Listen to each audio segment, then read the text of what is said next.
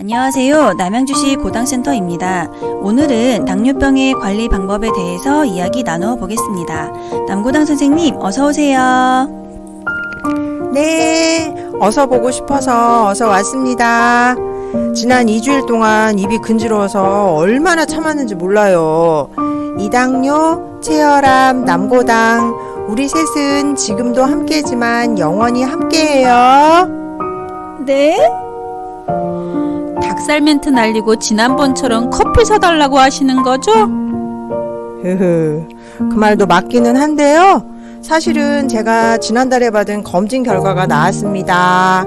그런데 어머나, 이게 뭐지? 공복혈당이 102가 나왔네. 당연히 당화혈색소 추가 검사했습니다. 헐, 그렇게 운동 열심히 하고 군것질도 안 하시던 선생님도요? 아휴, 그러게요. 세월에 장사 없네요. 자, 우울함을 떨쳐버리고 당뇨병의 사각지대에서 길을 잃지 않도록 오늘의 주제로 돌아가서, 이당뇨님, 요새 혈당 관리는 어떻게 하고 계세요? 저는 남양주 고당 유튜브 보면서 당뇨병 공부도 많이 하고요. 항상 먹기 전에 생각하고 먹으면서 미련 버리고 먹고 나서 바로 움직여요. 우와, 찐 감동. 제가 정말 기뻐서 눈물이 나네요. 정답입니다. 생활습관병이라고 불리는 당뇨병 관리를 위해선 이당뇨님과 같은 올바른 습관이 가장 중요합니다. 일단 나에게 맞는 혈당 조절 목표를 세우고 목표치에 맞는 맞춤 관리에 들어갑니다. 금연과 금주는 뭐 말할 필요도 없는 기본이고요. 제 날짜에 병원 진료 받기, 처방받은 약 제대로 복용하기, 여기에 내 노력 좀 많이 불어넣어서 자가혈당 측정하기, 체중 관리하기. 여기서 잠깐, 체중은 빼면 정말 좋고 안 빠지더라도 더 찌지는 않도록 최선을 다해주기, 운동하기, 적당히 먹기, 스트레스 풀어주기 등 제대로만 해주면 혈당은 들인 노력만큼 반드시 내려가 줍니다. 혈당 조절 목표는 어느 정도로 잡는 게 좋을까요? 제 목표는 무조건 당화혈색소 6.5% 미만입니다. 좋지요. 하지만 조절 목표는 개인마다 다르기 때문에 주치의와 상의하는 게 좋습니다. 빈속에는 혈당이 100 근처, 식후에는 180이 넘어가지 않도록 하며 당화혈색소의 경우 6.5% 아래로 낮추려고 노력합니다. 다만 이 기준도 나이나 환자 상태에 따라 조금씩 다르게 적용할 수 있습니다. 선생님, 궁금한 게 있는데요. 저는 제가 먹는 당뇨병 약이 당연히 인슐린인 줄 알았는데 의사 선생님이 뭐라더라? 분비 촉진? 처방받은 당뇨약이 3가지나 되는데 이게 다 다른 건가요? 당뇨인이 식사나 운동만으로 혈당을 조절하기가 쉽지는 않습니다. 이때 먹는 약을 쓰면 도움이 되는데 약의 종류는 매우 다양합니다.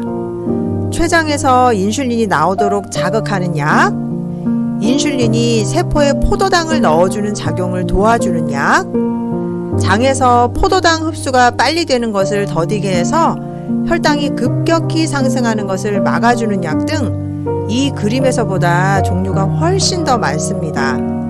약마다 효과나 부작용, 가격이 틀리기 때문에 처방에 대해서는 의사 선생님과 상의하시기 바랍니다. 그리고 아직까지 먹는 인슐린은 없습니다. 오직 주사로만 투여가 가능합니다. 아래층 어르신이 인슐린 주사를 맞으시는데요. 죽을 때까지 이걸 어떻게 맞냐고 빨리 저 세상 가야 한다고 얼마나 한탄을 하시는지. 인슐린 주사 치료가 꼭 필요한 시기에 치료를 미루지 않고 거부감 없이 받아들여야 합니다. 인슐린을 만들어내는 능력이 유지되고 있는 제2형 당뇨병 환자라면 인슐린 주사를 맞다가도 식사, 운동 등을 통한 생활 습관 개선과 체중 감량으로 인슐린의 요구량이 줄어들어 인슐린 주사 치료를 중단하고 먹는 약으로만 혈당 조절이 되는 경우도 있습니다. 아시죠?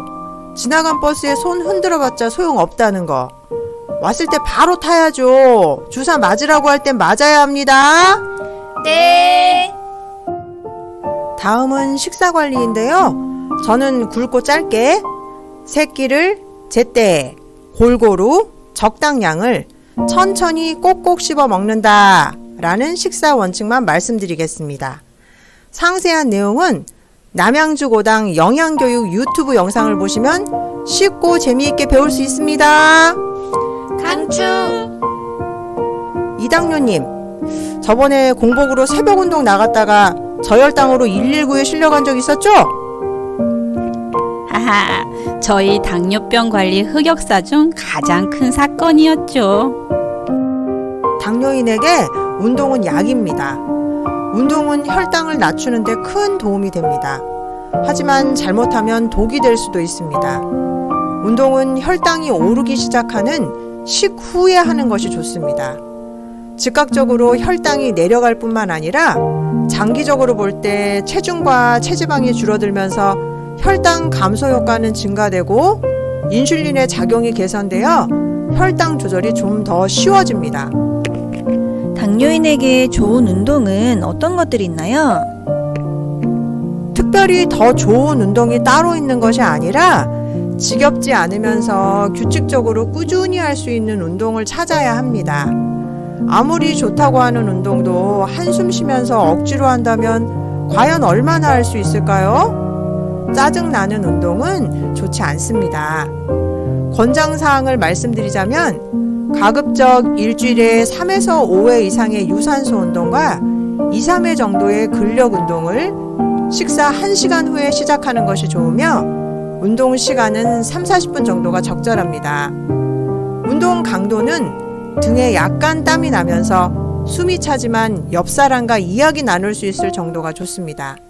하지만 개인의 특성과 합병증에 따라 운동 종류와 세기는 달라질 수 있습니다. 저는 정말 운동 나가기 싫은 날은 먹는 거 조심하면서 하루 쉽니다. 참 내가 이당뇨님 보면서 제 일의 보람을 느낍니다. 고마워요. 자, 마지막으로 당뇨병을 다스리기 위해서는 정기적인 검사를 시행하여 합병증을 조기에 발견하고 그 합병증이 더 커지는 것을 막아야 합니다. 현재 혈당 조절이 양호하다고 정기검진을 소홀히 하는 것은 안 돼요. 여러분, 당뇨병의 관리는 물이 조금씩 새어 들어오는 배를 몰고 넓은 바다를 건너는 것과 같다라는 명언이 있습니다. 당뇨라는 망망대해에 침몰하지 않고 무사히 육지에 도달할 수 있도록 당뇨인 스스로의 노력과 실천! 남양주시 고당도 함께 하겠습니다. 선생님 감동이에요. 아메리카노 한 잔 살게요. 어머, 그 말에 나도 감동. 자, 다 같이 마스크 쓰고 걸어서 15분 거리에 있는 카페로 전진. 아시죠? 공짜 커피 먹겠다는 게 아니라 운동 나가자는 얘기인 거. 얼른 우리 밥 먹은 지 1시간 됐어요. 네, 같이 가요. 구독과 좋아요 함께 해주실 거죠? 구독과 좋아요 함께 해주실 거죠?